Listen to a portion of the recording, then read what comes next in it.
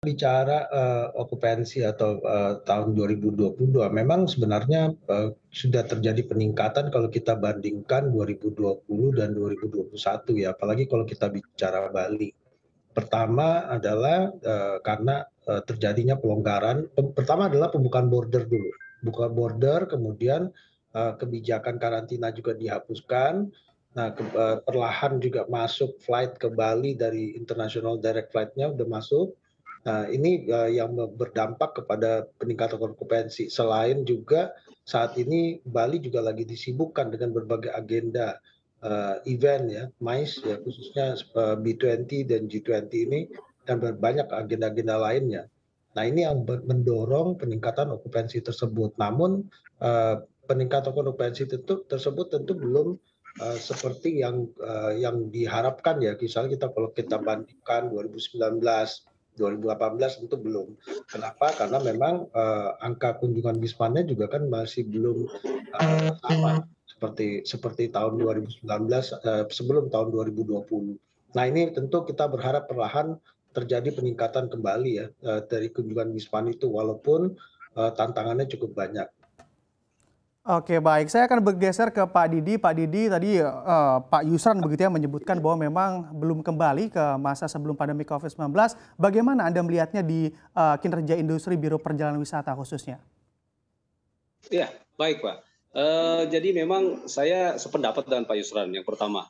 Kemudian kompleksitas paket wisata yang kami jual ini merupakan hal yang sangat penting ya, di mana perubahan dari tahun lalu di tahun 2022 ini walaupun belum signifikan, saya orangnya ingin selalu optimis bahwa kita insya Allah akan perlahan namun pasti akan bangkit ya.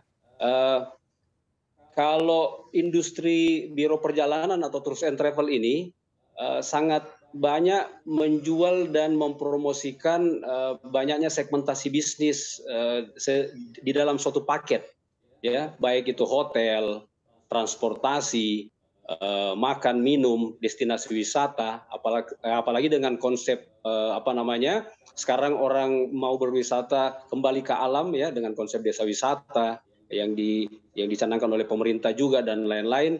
Ini sangat kami harapkan bisa adanya peningkatan yang cukup signifikan di tahun ini. Namun memang ya sekarang industri pun masih merangkak sekali lagi. Jadi ya memang intinya tetap harus optimis dan kebangkitan itu mulai kita rasakan di semester 1 dan semester 2 tahun 2022 ini. Demikian. Ya, saya akan kembali ke Pak Yusran. Pak Yusran, tadi Anda sempat menyebut juga begitu ya bahwa memang kinerja di sektor pariwisata khususnya tingkat okupansi masih belum kembali pada level sebelum pandemi COVID-19. Andai kita bicara terkait hitung-hitungan yang dilakukan oleh PHRI, sebetulnya targetnya di tahun berapa akan kembali ke titik semula?